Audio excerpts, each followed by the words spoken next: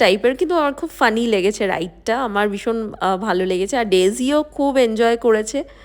তারপরে ওই রাইডটা শেষ করে আমরা আবার আরেকটা পার্কে গেছিলাম, মানে ওয়ার্নার ব্রোসের মধ্যেই আরেকটা পার্ক।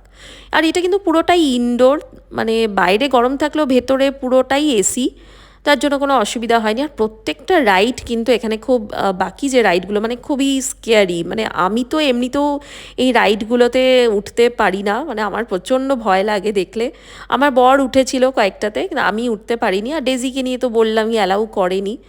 তারপরে অ্যাকচুয়ালি দুপুর হয়ে গেছিলো, প্রায় 3:30 মতন। ডেজির কিন্তু একটু ঘুমও পেয়ে গেছিলো, তো ও ঘুমোতে যাওয়ার আগে ওর সাথে মানে ওর বাবার সাথে একটা রাইডে উঠেছিল, ওই বাচ্চাদেরই একটা রাইড, এই যে যেটা দেখছো এই রাইডটা। আমি আর যাইনি, ডেজি ওর বাবার সাথেই উঠেছিল রাইডে। তারপরে ডেজি ওখান থেকে নেমে, রাইড থেকে নেমে কিন্তু ঘুমিয়ে পড়েছিল স্ট্রলারের মধ্যেই।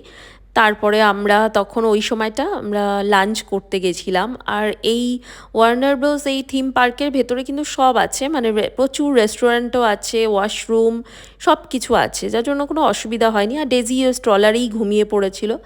তারপরে আমরা ওখানে লাঞ্চ করলাম, ওই শর্মা নিয়েছিলাম, চিকেন শর্মা। তারপরে আমরা, ডেজি যেহেতু ঘুমোচ্ছিল আর কোনো রাইডে উঠতে পারিনি, তাই একটু এদিক ওদিক ঘুরে বেড়াচ্ছিলাম, ফটো তুলছিলাম, ভিডিও করছিলাম। আর এত সুন্দর লাগছিল জাস্ট জায়গাটা, মানে অ্যাম্বিয়েন্সটা, আমার তো আর আসতেই ইচ্ছা করছিল না। মানে এই জায়গাটা জাস্ট দেখার মতন, পুরো সত্যিই মানে মনে হচ্ছিল আমি ফেয়ারি টেল ওয়ার্ল্ডেই আছি। তারপরে আমরা এদিক ওদিক ঘুরে এই করতে করতেই আবার দেখলাম সামনে আরেকটা পার্ক আছে, তো ভাবলাম সেই পার্কে যাই। ওটা আরেকটা অন্য পার্ক আর কি, মানে ওর ভেতরেই আর কি টোটাল 4টে পার্ক আছে, মানে প্রচুর বড় এরিয়া জুড়ে।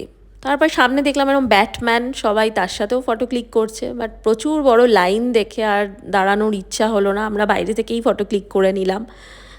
তারপরে এর ভেতরেও দুটো খুব স্কেয়ারি রাইড ছিল, আমার বর গেছিলো ওই রাইডগুলোতে, আমি আর যাইনি, কারণ ডেজি ঘুমোচ্ছিল, আমি ওকে নিয়ে বসেছিলাম স্ট্রলারটা নিয়ে। আর আমি এমনিতেও বললাম এই রাইডগুলো আমার ভীষণ ভয় লাগে, মানে জাস্ট দেখেই ভয় করছে যে লোকে যাচ্ছে কি করে যায় না, এত ডেঞ্জারাস রাইডগুলো। এই দেখো, দেখেই বুঝতে পারছো।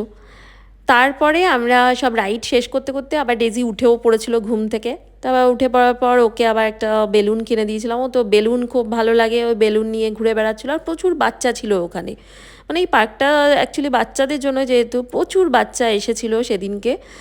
আর ডেজি খুব হ্যাপি বেলুন নিয়ে। তারপরে আমরা ডেজিকে একটু ঘোরাচ্ছিলাম এদিক ওদিক। তারপরে আরেকটা কার্টুন ক্যারেক্টার ওখানে দেখলাম, আমি নিজেও সব কিছুর নাম জানি না আর কি, সব ক্যারেক্টারগুলোর। সবাই ফটো তুলছিল, তো আমরাও ফটো তুললাম। তারপরে আমরা বেরিয়ে গেছিলাম হোটেলের জন্য। দেখা হচ্ছে নেক্সট ব্লগে, বাই বাই।